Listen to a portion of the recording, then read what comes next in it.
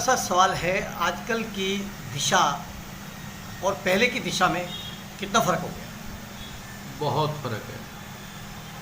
मैं लगभग 69 इयर्स का हो गया हूँ।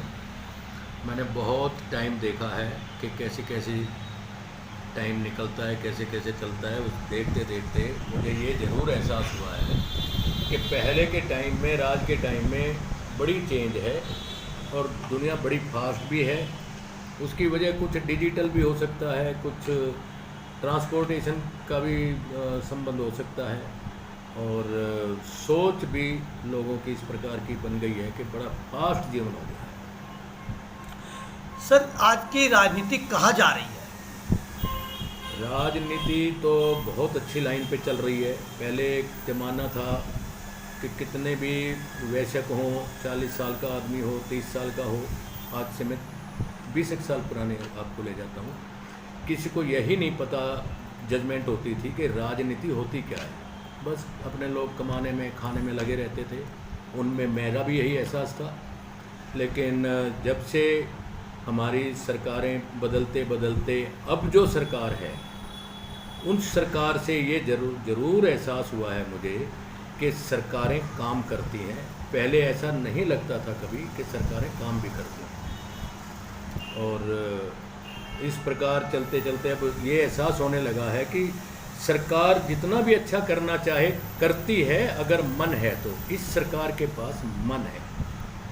सर, आप इतने सालों से लगे हैं राजनीति में, जैसे आपने बताया कि सरकार काम करती है, कहीं ना कहीं उनमें परिवर्तन आते हैं, दिशा निर्देश चेंज होती है।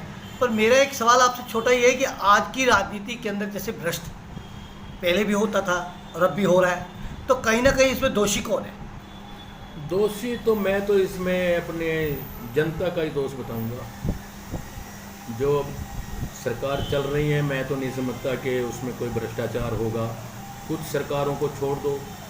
मैं कोई बीजेपी माइंडेड नहीं हूँ, मैं कोई कांग्रेसी माइंडेड नहीं हूँ। मैं एक जनरल सिटीजन ऑफ इंडिया हूँ और उसके नाते मैं ये कह सकता हूँ बड़े दावे से कि अब जो सरकारें बीजेपी की हैं, उनमें तो कोई मुझे भ्रष्ट नज़र आता नहीं है, और कोई होगा तो भाई ये तो दुनिया है। और रही बात अपोजिशन की, उसमें मैं नाम तो मैं क्या लूँ, उनका किस लिए गद्दी के पीछे लगे हुए हैं हर तरह से तोड़ फोड़ करके। क्या कारण है उनको गद्दी के पीछे भागने का? जैसे किसान आंदोलन है, क्या कारण है? ये किसान आंदोलन को फेवर सब कर रहे हैं, इसीलिए कर रहे हैं कि ये सरकार गिरे तो मोदी की जगह मैं आऊँ, वो आऊँ, ऐसे करें और हम पहलवान बन जाएं। हमारे प्रधान, ये जो चीफ मिनिस्टर हैं दिल्ली के, उनका तो ख्वाब भी प्रधानमंत्री बनने का था और है, और मेरे ख्याल में रहेगा, बाई हुक और बाई क्रुक। तो सर, कहीं ना कहीं आपको लग रहा है कि पहले की राजनीति में और राजनीति में बहुत फ़र्क है? बहुत ज़्यादा फ़र्क है, बहुत ज़्यादा फ़र्क है। पहले बस चल रही थी दुनिया, अब ये पता लग रहा है कि दुनिया को चलाया भी जा सकता है और बिल्कुल फेवरेबल काम हो सकते हैं। सर, जैसे कि आपने बताया कि कहीं ना कहीं सरकार काम करना चाहती है, तो क्या पहले की सरकारें को काम करती नहीं थी? क्या दिखती ही नहीं थी कोई काम हो रहा है? बस घोटाले ही नज़र आते थे। टीवी में सुन लिया, पेपर में पढ़ लिया, या कोई काम हुआ भी होगा तो क्या हो गया कि भाई एक बार शोर मच जाए कि भाई आज बजट आया है और इसके ऊपर 2 लाख रुपए का एग्जम्पशन दे दी। तो एक ये इशू पे लोग बाग चर्चा करते थे कि भाई एग्जम्पशन मिल गई हमें, या डीएनएस अलाउंस बढ़ गया, या स्किल्ड अनस्किल्ड जो लेबर है फैक्ट्रीज वगैरह में, उनको मिनिमम वेजेज फिक्स कर दी। तो पब्लिक को उसी से मतलब होता था और किसी चीज़ से मतलब नहीं होता था, और वो उसी में समझती थी सरकार कुछ कर रही है। अब तो क्या है कि ये तो सेकेंडरी चीज़ें हो गई हैं, डीए बढ़ रहा है या नहीं बढ़ रहा है। अब तो ऐसा लग रहा है कि देश बहुत उन्नतियों पे चल रहा है और बड़ा आश्वस्त है आज जनता। मैं आश्वस्त हूँ तो मैं तो जनता के बारे में कह सकता हूँ कि सब आश्वस्त हैं। सर, एक और छोटा सा एक सवाल है। पहले की बहन बेटी कहते हैं कि रेप होता था, पता नहीं चलता था। आज सोशल मीडिया बहुत तेज़ी में है, तो क्या पहले में और अब में आप मानते हैं कि कहीं ना कहीं हमारा संस्कार, हमारी कल्चर जो है कहीं बदला है? कल्चर इस विषय में नहीं बदला है। ये तो हमारे बहुत पुराने टाइम से, जैसे अपना ये है कि भाई मैं क्या कहूँ आपको, द्वापर त्रेता युग, द्वापर युग, तब से ही ये चीज़ें चली आ रही हैं और ये तो एक सभ्यता का विषय बना हुआ है खास तौर पे। लेकिन अब इसको क्योंकि एक क्राइम का रूप दे दिया गया है, बहुत पहले से भी है, तो बहन बेटियां रेप भी हो जाती थी, वो शर्म से नहीं आती थी बताने या कुछ। अब थोड़ा सा क्राइम के नाते कंप्लेंट वगैरह होने लगे हैं, लेकिन फिर भी रुक नहीं रहा है ये चीज़, वो तो चल रही है। सर परिवार क्यों बिखर रहे हैं? परिवार के बारे में तो मैं क्या कहूँ, बस थोड़ा सा यही हो सकता है जहाँ तक मेरी जजमेंट है कि कहीं ना कहीं तो सर कोई कमी है। कुछ इसमें फाइनेंस की भी कमी हो जाती है कि मेरे माँ बाप ये छोड़ गए, मुझे ये मिल जाए, मुझे ये मिल जाए। कुछ हापाधापी तो लोगों में लगी हुई है। मनी माइंडेड तो जनता है ही, उसको तो कोई रोक नहीं सकता। सर ऐसा था और पहले परिवारों के अंदर कुछ ये होता है कि ये मेरा, लेकिन सबका परिवार अपना अपना है। 2 भाई हैं, उसका परिवार उसका अपना है, उसका परिवार उसका अपना है। इकट्ठे बैठ के खा पी लेंगे, शाम को अपने अपने घर में जाएंगे तो अपने बच्चों को ही लेके जाएंगे, एक दूसरे के बच्चे को तो लेके नहीं जाते।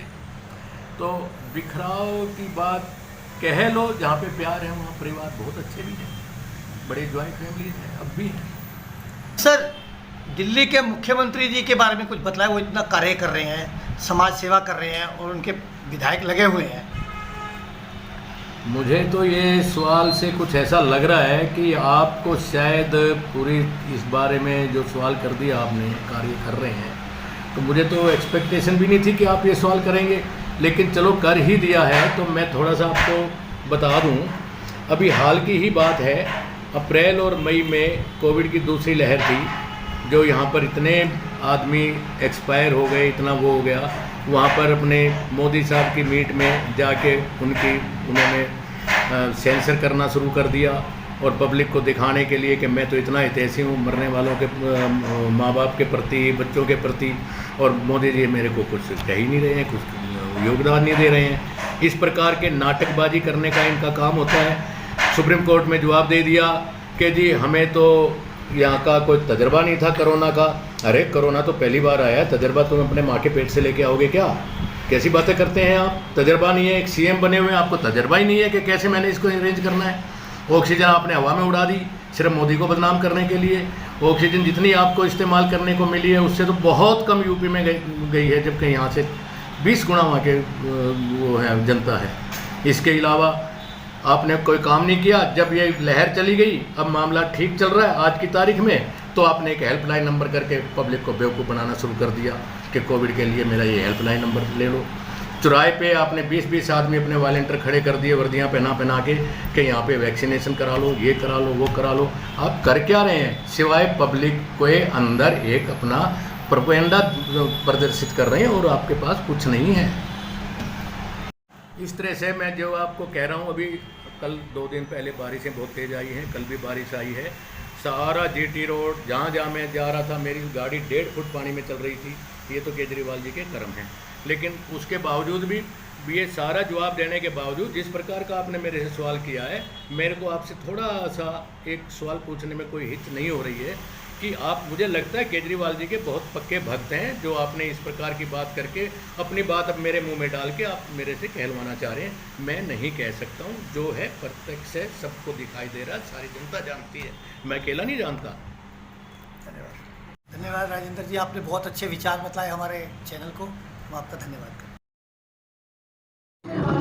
निष्पक्ष, निर्भय और सत्य बताते हैं। हम आपके लिए ऐसी खबरें लाते हैं। KKN न्यूज़ समाज को आईना दिखाते हैं।